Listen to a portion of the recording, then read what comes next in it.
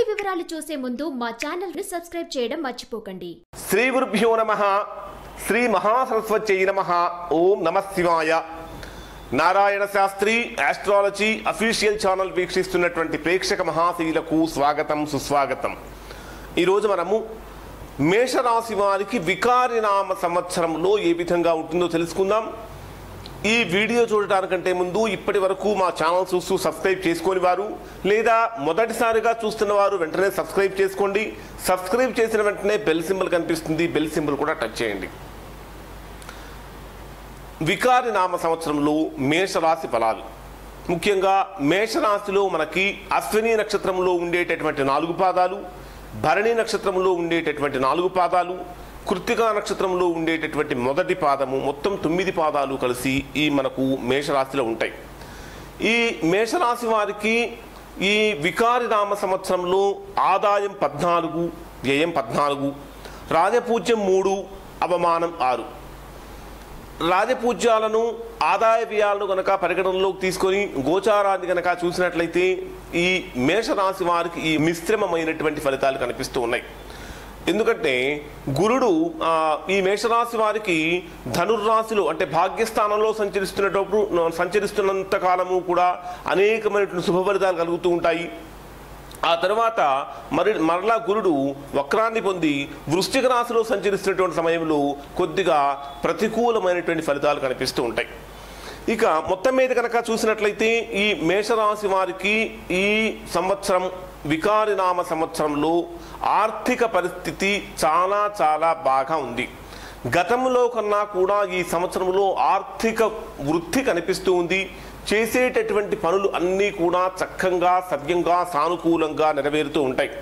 ఈ సంవత్సరంలో వీరికి ఏ విధంగా ఉంటుందంటే ఈ సంవత్సరంలో గతములో చేయలేక వదిలిపెట్టినటువంటి పనులు ఏవైతే ఉంటాయో ఆ పనులన్నీ కూడా ఈ సంవత్సరంలో పూర్తి చేస్తారు.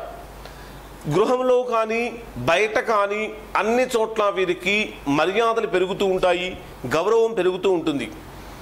మీరు ఈ మేషరాశిలో జన్మించినటువంటి వారు ఏదైనా ఒక మాట కనుక చెప్తే ఆ మాటకు ఎక్కువ శాతం ఎక్కువ మంది కట్టుబడి ఉండే అవకాశాలు ఉంటాయి. అంటే ఈ మేషరాశి వారికి ఈ వికారినామ సంవత్సరంలో మాటకు బలం పెరుగుతుంది.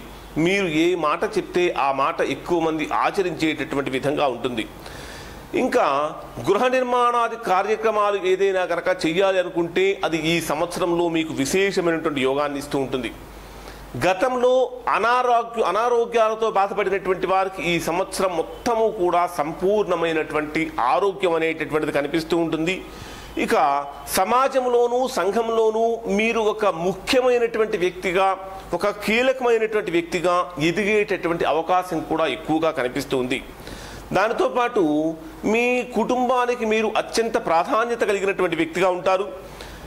ఇంకా ఈ మేషరాశిలో జన్మించినటువంటి ప్రభుత్వ ఉద్యోగస్తులను కనుక తీసుకున్నట్లయితే ఈ ప్రభుత్వ ఉద్యోగస్తులకు చక్కగా ప్రమోషన్స్తో కూడినటువంటి ట్రాన్స్ఫర్లు ఎక్కువగా అవుతూ ఉంటాయి.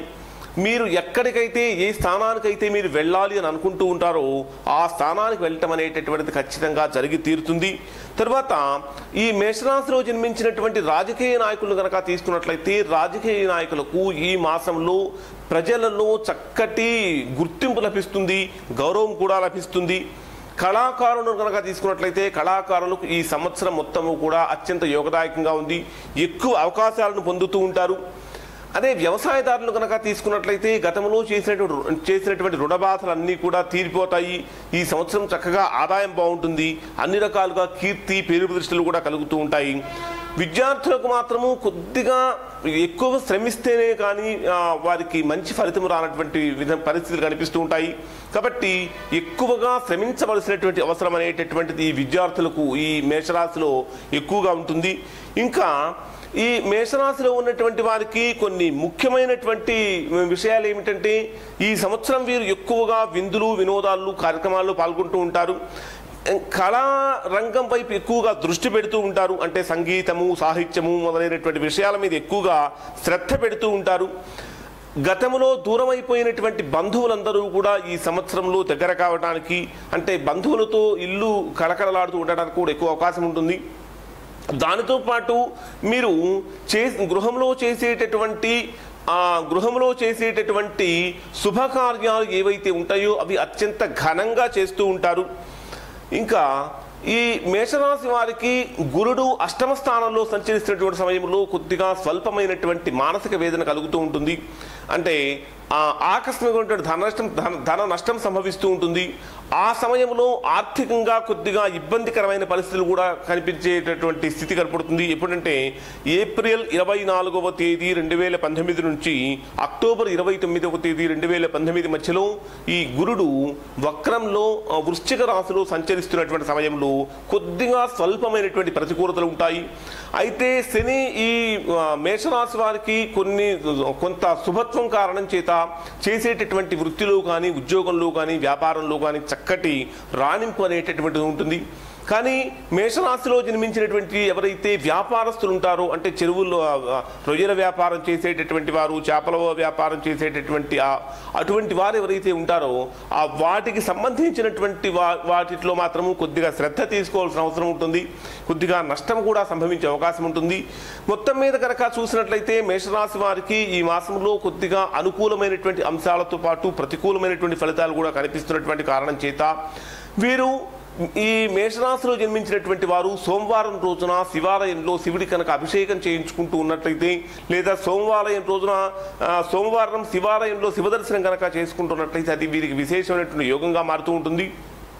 దానితో పాటు ఈ రాశిలో జన్మించినటువంటి అంటే మేషరాశి ఉన్నటువంటి వారందరికీ కూడా ప్రతిరోజు చక్కగా ఉదయాన్నే స్నానం చేసిన తర్వాత ఒక చిన్న మంత్రాన్ని కనుక పారాయణ చేసుకుంటూ ఉన్నట్లయితే ఈ సంవత్సరం అంతా కూడా మీకు యోగదాయకంగా మారుతుంది. ఈ మేషరాశి వారు చేయవలసినటువంటి చక్కటి మంత్రం ఏమిటంటే మేష రూపాయ విద్మహే తారా మండలాయ ధీమహి తన్నో భౌమ ప్రచోదయాత్ అనేటటువంటి మంత్రాన్ని కనుక పారాయణ చేసుకుంటే అది విశేషమైనటువంటి యోగదాయకంగా కూడా మారుతుంది. ఇవి మేషరాశి వారికి వికారనామ సంవత్సరంలో కలిగేటటువంటి ఫలితాలు. ఈ వీడియో కనుక మీకు నచ్చినట్లయితే ఈ సింబల్ మీద టచ్ చేసి లైక్ చేయండి. మరిన్ని వీడియోల కోసం మా ఛానల్ సబ్స్క్రైబ్ చేసుకోండి. సబ్స్క్రైబ్ చేసిన వెంటనే బెల్ సింబల్ కనిపిస్తుంది, బెల్ సింబల్ కూడా టచ్ చేయండి. Narayana Shastri astrology official channel వీక్షించినందుకు ధన్యవాదాలు.